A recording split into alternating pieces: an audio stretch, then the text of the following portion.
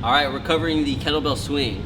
It's a very complicated movement, so we're gonna spend a little bit of time with you on this one. There is a lot of muscles involved, so using our little anatomy tablet, we're gonna give you eyes on which muscles are gonna be working, or at least which muscle groups. So this is a couple layers deep. You got your back straps, also known as the spinal erectors. You got your medial gluteus piriformis, a lot of fun stuff in there. We're gonna add a layer here. Got more glute work here. You got your hamstrings down here. We're gonna notice when you do these kettlebell swings, your whole hamstring complex is gonna get hit. Glute complex is gonna get hit. You're also gonna notice spinal erectors.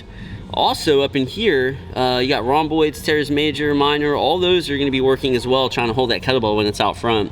So looking at a kettlebell swing, emphasis is gonna be right here in the hips.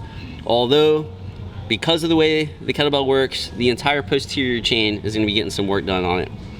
All right, with the kettlebell swing, we're gonna go with the Strong First standard of performance because I'm Strong First certified and I believe strongly in it. So, that being said, we're gonna start off with the equilateral triangle between your feet and the kettlebell. We do this because as we set up to do what's called the hike and pull, this gives us space to generate momentum safely. From here, notice the bottom of the kettlebell, straight through her arm is a straight line. She's gonna white knuckle that kettlebell, squeezing very tight, and act like she's trying to break the handle. That rotates the elbows in. If you notice, that's gonna also help seat her scapula. From here, keeping a tight core, shoulder blades, hips, and knees should stay relatively rigid. Squeezing the shoulder blades together is gonna allow space where the kettlebell can swing. One more time. Now, notice that allowed her to generate momentum safely. From here, she's gonna do the same thing, but when the kettlebell gets back into the pocket, she's gonna extend the hips powerfully, it's gonna shoot the kettlebell out, she's just gonna hold on to it. One more. Awesome.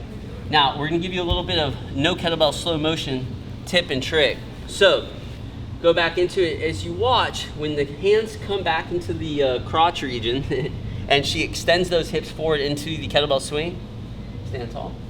As she comes back in, notice that her hands stay above the knee line. We recommend creating almost like an A or a triangle between your groin and your kneecaps, so your hands should be above that. The problem that we see is a lot of times people's hands go below that, and you want to demonstrate, and you notice now the hips are above the shoulder line, and now we're loading the spine in an unsafe position, and at the end of the day, it's not helping anything. If anything, it can set you up for injury. Also from there, make sure you're grabbing the floor with your feet. You want to keep a nice rigid frame, and by doing that, everything must be turned on. From there, start swinging your kettlebell, and that's all you really know to get strong and powerful and take over the world.